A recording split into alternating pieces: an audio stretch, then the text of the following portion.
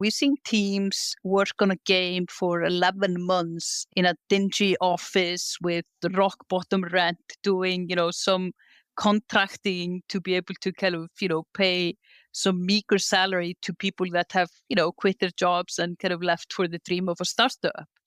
And in the end, this team managed to get funding. And I think a big part of the reason that they got funding was that the investors that they'd been talking to for such a long time were so impressed by their drive and their resilience. You could see the fire in their eyes every time you spoke to them, to the point where it was, well, if no one is going to give them money, we should just give them money. This game needs to be made. This team needs to do it. Welcome to the Rise and Play podcast. I am Sophie Vaux, your host and leadership coach. In the show, my wonderful co-host and I sit down with influential and diverse leaders from the gaming industry to hear about their leadership journey. Not the well-polished stories, but the real stories. The up and down, the breakthrough, and the failures. Or should we rather say learnings? Each episode will transport you into a magical space of vulnerability with our guests. And together, you'll be reminded that no matter how hard it is, you are not alone in this journey and find the courage to keep going. Come and join the ride. Let's begin. As a former product leader who worked 16 years in the gaming industry, I know how difficult it is to get reliable and usable player insights. The logistics of scheduling, recruiting the right players, collecting and reviewing feedback, it is all time away from game development. But you know how fundamental it is to test assumptions with your core audience and iterate at a lower cost before marketing an unproven game. I am proud to announce Playtest Cloud as our key partner, as I have believed since day one in the quality of their service and their mission to democratize player research. Playtest Cloud can take the hassle out of organizing game research yourself and delivers results within 48 hours, allowing you to implement changes in time for your release. Having been a long-time user of the platform, it is the industry standard used by top AAA and mobile studios, and now they also support indie developers with special pricing. Working for a year on the wrong game is an expensive mistake, and you can de-risk it now by investing in your player research. Check out the show notes for a free trial and learn more about Playtest Cloud.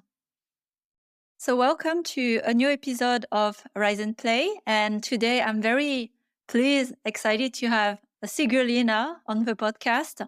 We've recently connected at PGC London, so it's nice to meet in person.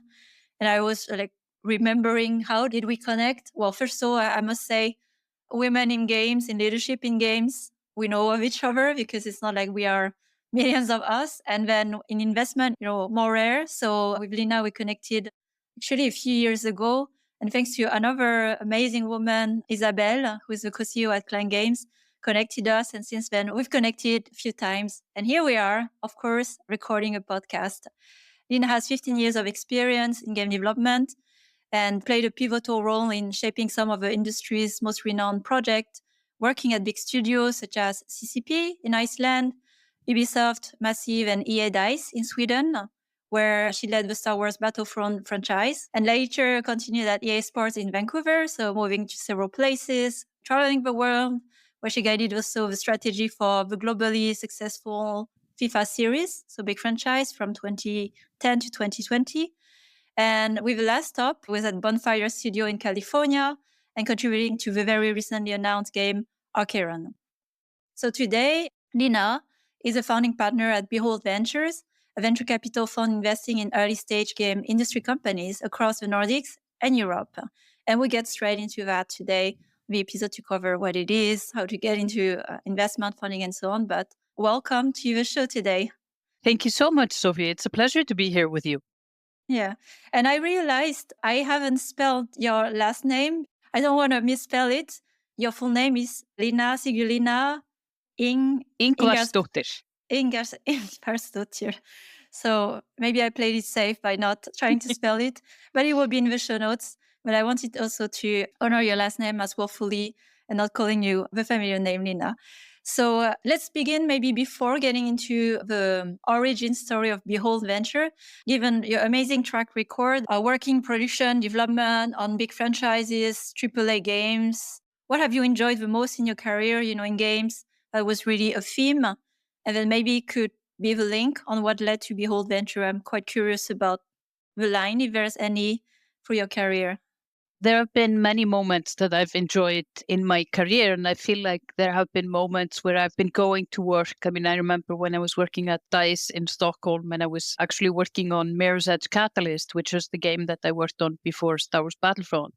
Going to the office and I was thinking about what I was doing. I was doing a lot of research into kind of super sort of autocratic societies, oppressive societies. And I was just thinking like, I'm building a world. That's what we're doing. We're creating a world that players inhabit. And I was just pinching myself in the arm that, that's what I get to do for my job. And then after Sarah Jansson, who was another amazing woman in games leadership, came back from her maternity leave and she took Mirror's Edge Catalyst over again. I was lucky enough to be picked to start up and run the Star Wars Battlefront franchise. And doing that was an absolute adventure. I mean, I've always been a fan of Star Wars. The fact that it was a franchise that I really enjoyed was another thing. But I've always really appreciated that, during my career in video games, games have gone from being sort of a hobby for nerds over to being the biggest global entertainment medium. Experiencing that transition both as a consumer but also as a professional, and then understanding the threads of creativity, technology, entertainment, and business that go into making video games. I studied industrial engineering. I have always loved complex processes and to kind of work on the interaction of creativity and technology and art and science. I thought was absolutely amazing. And being able to do that on franchises like Star Wars being one, but then EA Sports FIFA being the other, and just understanding the impact that these franchises have on people across the world, but then also to understand how strategy is what underpins everything. And for me, that's the kind of the connection back to, now being a venture capitalist is understanding, being able to use my intuition and understanding of the world to predict where it's going, but also to put money into things that I want to see more of. The more experience I got, the more I understood like the big picture. And now I feel like the big picture is kind of where I like to play. And I think that's a nice way to looking at venture capital, because you can look at it from the purely monetary perspective. And it's about, placing bets and wanting to become wealthy or make money.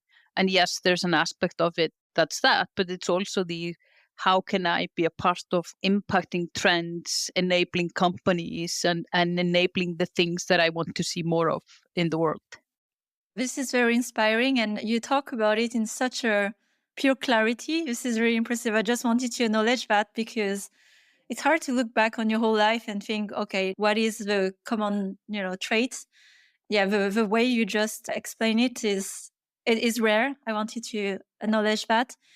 And also something that I haven't heard that often or at all is what you just shared in your approach to what is the impact that being a VC can actually help beyond just the money.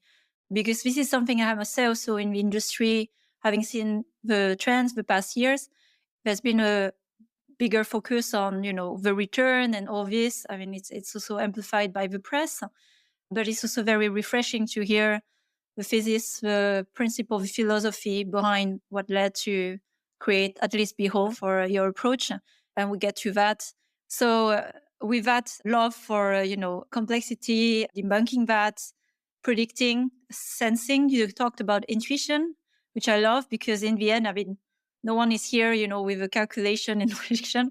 We are all trying to predict some trends, some movement of the future, and applying that to another impact level, which is VC. What was the moment of transition where, okay, you could have continued, in games and doing the strategy of another franchise, another studio, new studio, and then you took the route of venture capitalist, or at least on the investment side. So I'm very curious about the steps that led to that. Initially, getting into games was a bit accident, and I feel like as someone who likes to think about strategy and be very strategic, a lot of the shifts and kind of twists and turns in my own career have not been very strategic. They've been very, very opportunistic. And I like to be, ready to grab opportunities when they present themselves. And I'm not afraid to take risks. I'm Icelandic. I'd had the opportunity to move to Sweden. I'd moved from Sweden to Canada. I'd moved from Canada to California. And when I was living in the US is when COVID hit. And when that happened, after a few months being in lockdown in California, my family and I decided that we would go back to Iceland temporarily. Given that Iceland is an island, it had very good control of the borders. It was able to contain COVID for the longest time in a very reasonable manner. And I realized once I'd been back home for a few weeks that I didn't want to go back to the US. I wanted to stay because I had been away for almost 10 years and it felt good to be back. But then I didn't really have a job.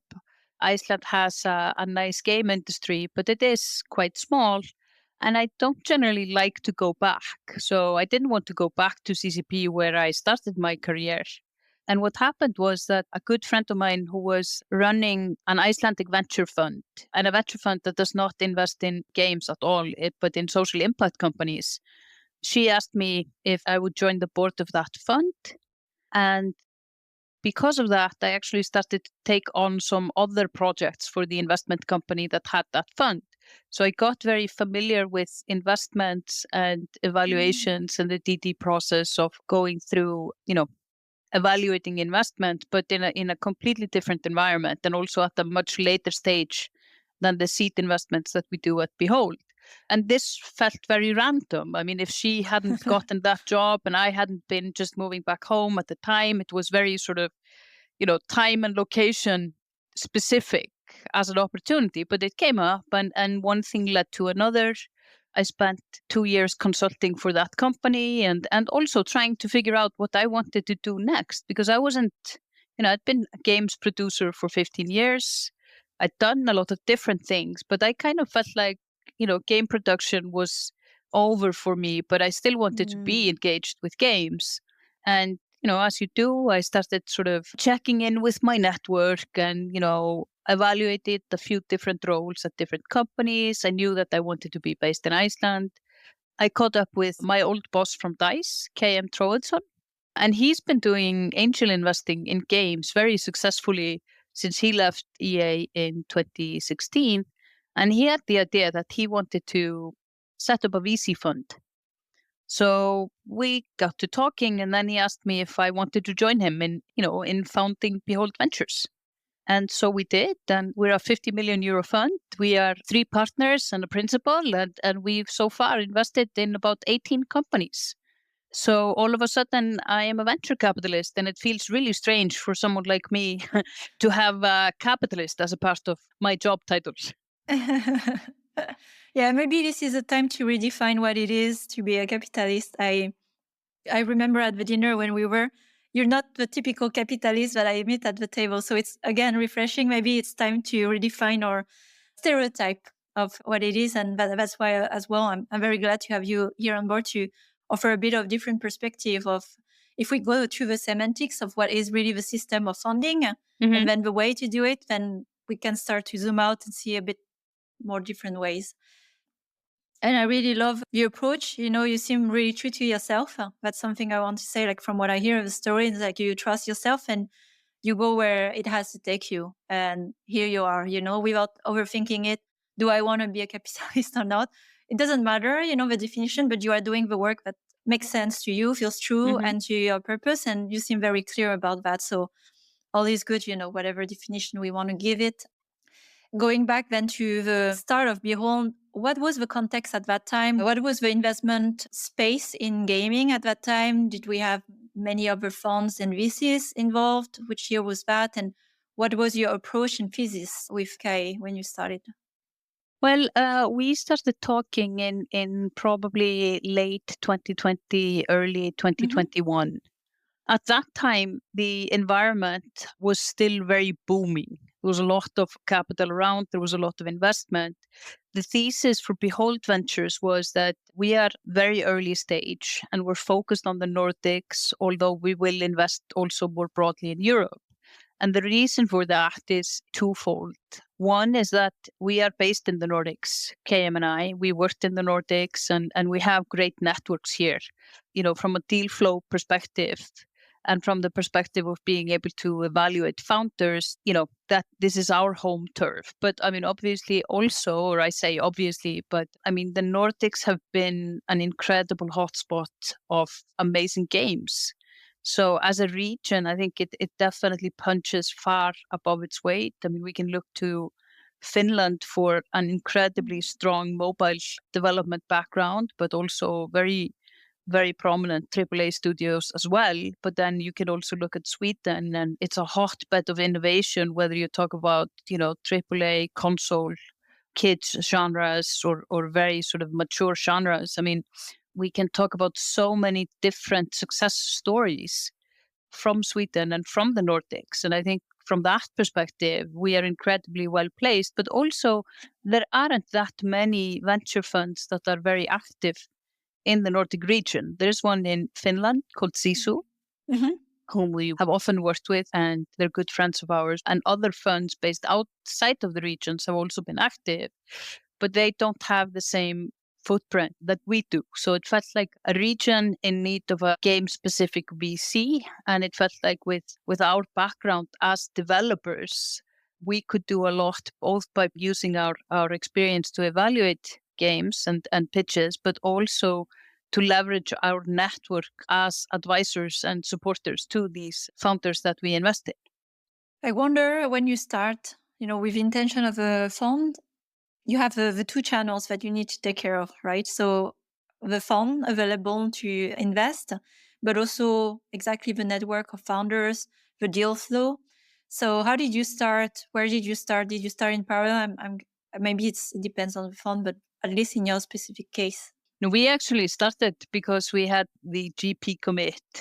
So we started investing with our own money that Wow. we had put in the fund. And then the environment around us, in 2022, things started to shift. We had gotten aboard quite a lot of individuals from the games industry as LPs, as well as strategic. So we had, made significant progress in our fundraising. So we've been able to invest and kind of process our pipeline throughout. And in the beginning, obviously, we're a new fund. We had to get our name out there, had to build relationships, and that went quite well. And I think a lot of that has to do with, KM's track record as an angel investor. Having been doing that successfully for 6 or 7 years, he'd already both built great networks, but also a great reputation. I think, one of the reasons that it was pretty much a no-brainer for me to join him on this adventure and our third partner, Magnus Kenneby. Mm. I mean, I used to work for Coam Dice. We worked together, and in an industry full of aggressive people, and there are definitely a lot of different characters in games. I mean, KM was a great boss and a really good colleague at EA after he ceased being my boss. So that's how people know him in the industry. And I think that hopefully evolved into Behold's brand as, people who are knowledgeable about games, who treat people well, and who really want to make a positive impact on the industry. Yeah, you're onto something here because it takes time to understand from a founder perspective what you might be looking for in a partner as an investor. And there was a wild wave in 2021 where there was a very one-dimensional need around money and capital, and we see the after wave of that 3-4 years later where it's not enough to put just money. And so I have followed some of those founders, and I can see as well a bit the trauma where being able to trust, to rely on the partner, as an investor, what is the added value beyond just capital is also very essential for the business. And this is where I see, having walked in the shoes, of founders. So there's a level of empathy and understanding context and understanding the long-term game, because the return and expectation you can have from games, as you know, it's not a math formula, or at least that clear. and also the network that you can bring. So it's like I can see also how the relationship part is important on the side where you have the partners, but also with founders from your background. And also here for the listeners to consider as well, for them to ask themselves, what do you need, beyond capital? It's not just about money in the end to help succeed in this industry. Which leads me to a bit more, on your approach to the fund. As you said, like you're a small team, although you've done 18 investment and, also good size of the fund. So yeah, what's your approach specifically as Behold? How do you support founder, work with them? And maybe what are the founders that work well with you based on your track record? We have a very good process. I mean, we've been evolving and hitting our stride over these past 3 years, and we now also have a fantastic principal as a part of the fund whose name is Binni, who has had a lot of experience building analytics and insights teams in the industry. So he's very clued into the kind of analytics and the trends and where the industry is going, but also is a voracious player of games. So has an incredible breadth of knowledge about games. And so he complements the others on the Behold team. So there's 4 of us now, 3 of us in the investment team, and what we call the money guy, who's the experienced fund operator in the group. And I think that, what we're looking for and what we bring is I think, what we are looking for are people who have, the competence and the confidence and the capability to go the whole way or go through it. Because being a founder and running a startup, building a company, building a product, building a community for that product, I mean, these are some incredibly tough tasks. It takes a lot of skill. It takes a lot of resilience. It takes a lot of luck. So, I mean, you can do everything correctly and, still not be successful based on the fact that, you weren't at the right place at the right time, or, your product didn't hit at the right time. So we're looking for people who have that kind of drive and stamina to be able to do that. We're looking for great games or great products or services, because we also invest in products, services, tools, and tech that supports our industry or the games. We're less interested in purely single player, as an example, and we're more interested in games that are multiplayers or have very social components. We're very interested in anything that is very creative and collaborative, but we're also interested in competitive. I mean, KM ran the Battlefield franchise for so many years. I've built shooters, built sports games. I've certainly built competitive games, and we can see what type of engagement that can drive. We have invested more in sort of PC and console, but we're also investing in mobile. We haven't really done a lot of investment in VR because we love the technology, but we are still waiting for the market to move in a significant enough manner. We haven't really done any significant investment in Web3/NFT slash anything blockchain based. There we've seen some games or some tech where it makes sense, but oftentimes it feels not very interesting for a gamer, and we're always coming at it from the sort of the player's perspective. I mean, we are developers who love games. We love to invest in teams where we can see that love and passion for the medium and the drive to make something super high quality that has the potential to kind of, punch through. I mean, I think that today the industry is really interesting. I mean, it's very crowded. All platforms feel very crowded. All platforms feel very mature. So trying to find the thing that really punches through, everyone is trying to do that. And I think we believe that by investing in founders that we believe have the chops to be able to build, have the resilience and the chops to build something of quality, we can bring a lot of perspective and experience from our own game making days, but also from our network. So I think that, as an investor, we bring more than money. We bring that perspective and that experience. So we're better able to support our teams. And we have have, when we started out, we said, okay, that's, this thesis will make us a preferred investor for game companies. Mm.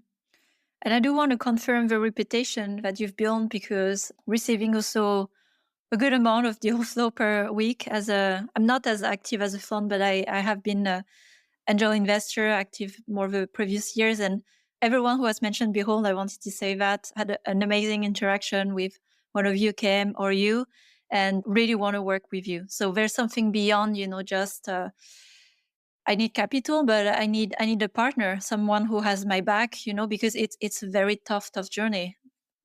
Myself working on the coaching side, seeing the emotional toll and being a support in that way. That's also what founders are looking for, beyond just the capital is, can we share a bit the burden, where we're understood, and we're trying to figure this out, especially in this context, which is difficult for many founders. There's a lot of what it feels like a dead end, is it more content? Is it that game? How do we pass the cost of user acquisition? So I'm curious as well, you are dealing with the same parameters, trying to make prediction. What are you going back to, which is the foundation of your thesis, even when there's so much noise in the market about what's not possible today, right? So for what you're willing to share, your intuition and sense of the future, what the world will need. Thank you. I mean, I really appreciate the kind words regarding Behold. It's good to know that we are being appreciated for our approach.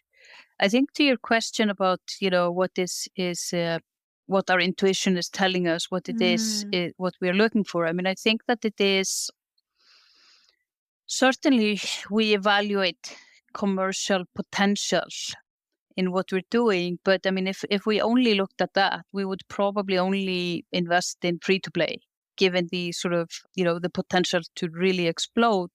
I mean, we've invested in games that are going to be free to play, but we have certainly invested in premium as well, and more experimental business models. I think that our intuition it is simple for us in that, I think that there needs to be something about the game and the product that we really like, that appeals to us as a player, or we can see appealing to a player. And I think that we have invested in games that I think have the potential to be super broad and appreciated by a very broad audience. But we've also invested in games that, I think are going to be quite niche for the first game, where we believe that the studio is building a franchise that's going to build a reputation over several iterations of a game, and that has a potential that's going to be slower to unlock, but it is definitely going to be there. And I think that the element that always kind of at the end, I think, pays off is when we see resilience and we see the drive of the idea bringing the team. We've seen teams, and I think that's perhaps the benefit of the hard times that the industry has seen over the past 2.5 years, is that we've seen teams, both teams that we've invested in, but also teams that we've not invested in, but are friends of ours. We've seen teams work on a game for 11 months in a dingy office with rock bottom rent, doing, some contracting to be able to kind of, pay some meager salary to people that have, quit their jobs and kind of left for the dream of a startup. And in the end, this team that I'm referring to specifically managed to get funding. And I think a big part of the reason that they got funding was that the investors that they'd been talking to for such a long time were so impressed by their drive and the resilience. And I think that, we have invested in a team where we had been talking to the founder for 18 months. They had not gotten funding, but they'd continuing kind of, bootstrapping and working another job, and their team members working other jobs, continuing to make the game, continuing to demo it, continuing to get awards and recognitions. And, you could see the fire in their eyes every time you spoke to them, to the point where it was, well, if no one is going to give them money, we should just give them money. This game needs to be made. This team needs to do it. And, you then also see like way more savvy teams, perhaps teams that have done this before they have a startup or two in their kind of their experience, they approach it very, they're very savvy, they're very smart, they've identified the super high potential opportunity, they're doing everything right.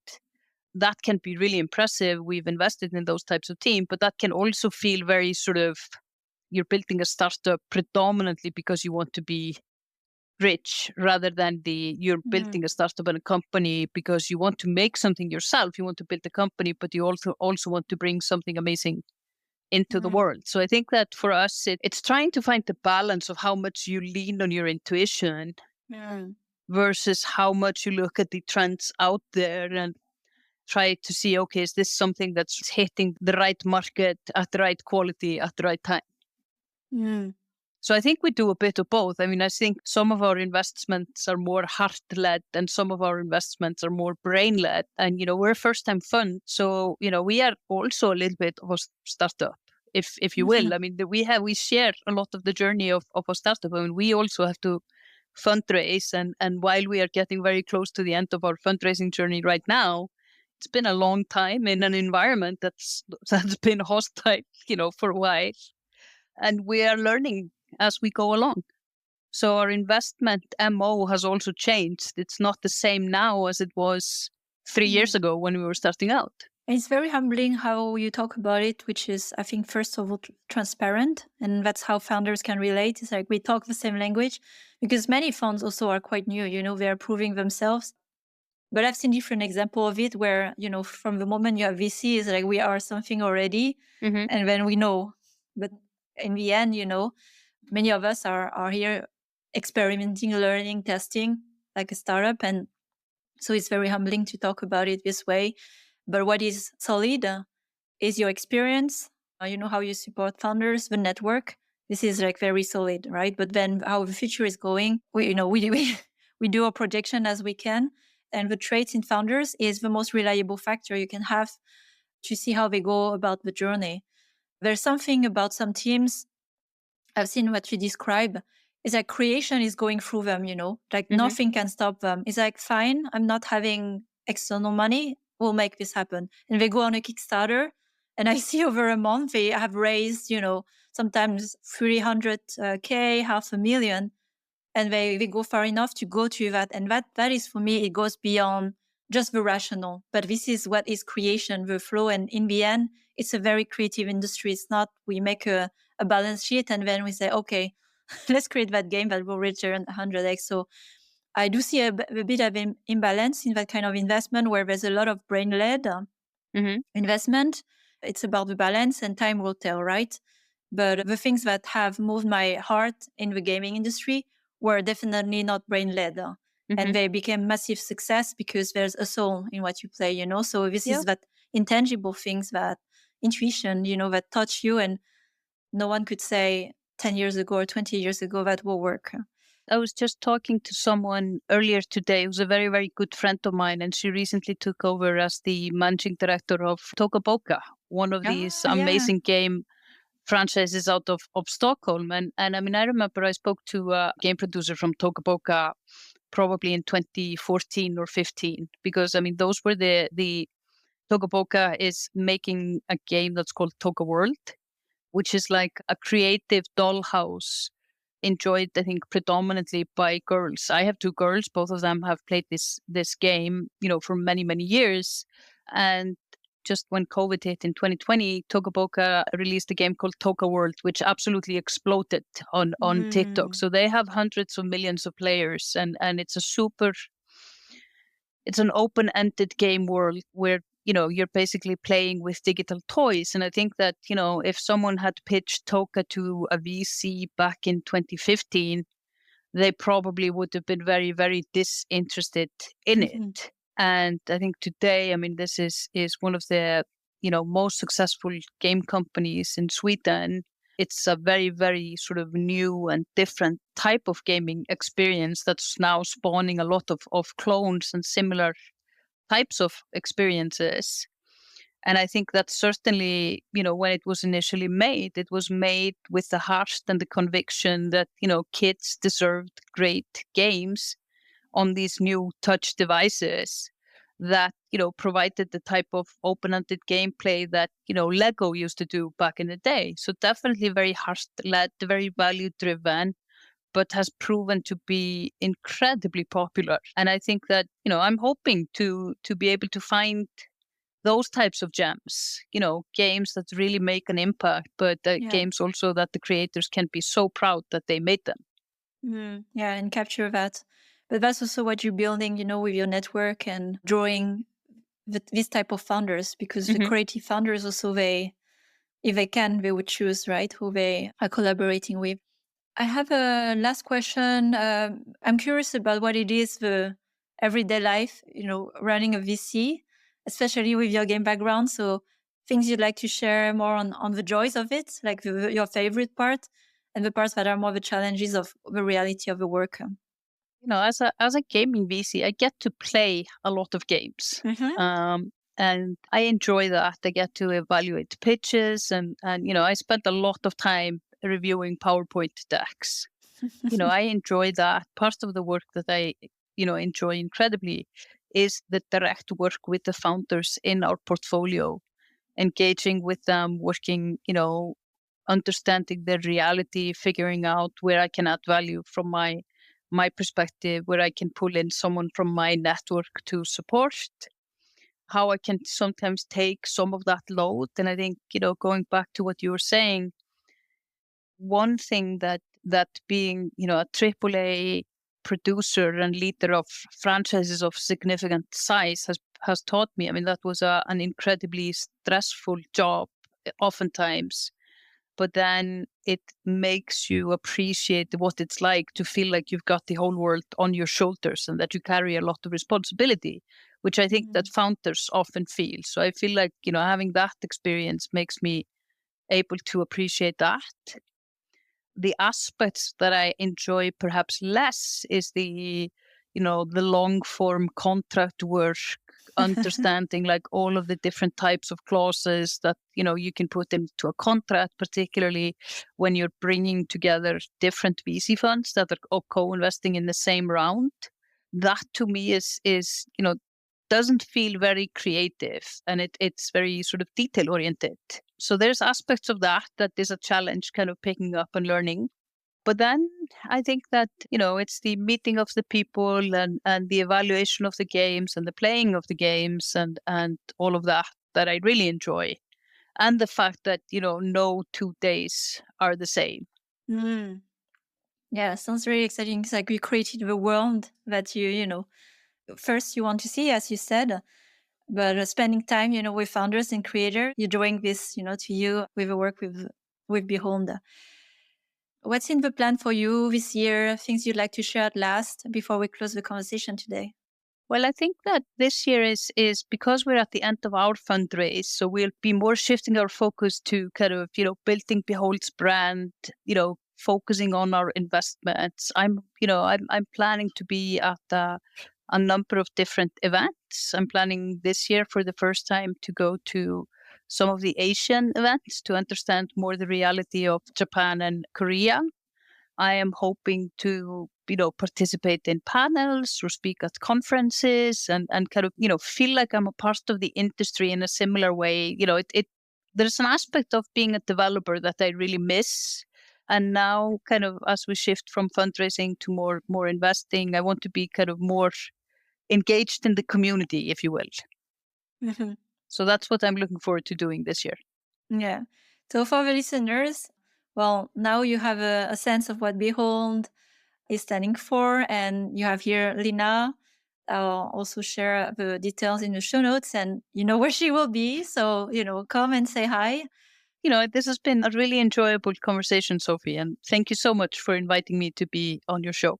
Yeah, thank you for being, there and you. But again, like I said at the beginning of a conversation, I trusted that you'll be just you. And I think that's what I've enjoyed so much of conversation, even when in a past, not so far ago, for long ago, from a life of fundraising, I really appreciate it. And part of me, like, I really want to work with Lina.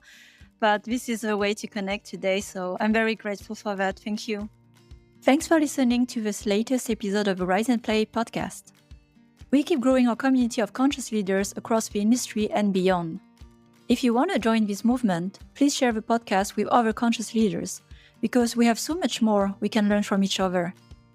And if you want to accelerate your growth, I offer creative leadership coaching and workshop, plus other free resources that you can find on riseandplay.io. I can't wait to connect with you. Have a great week, and remember to take care of yourself. Until the next time,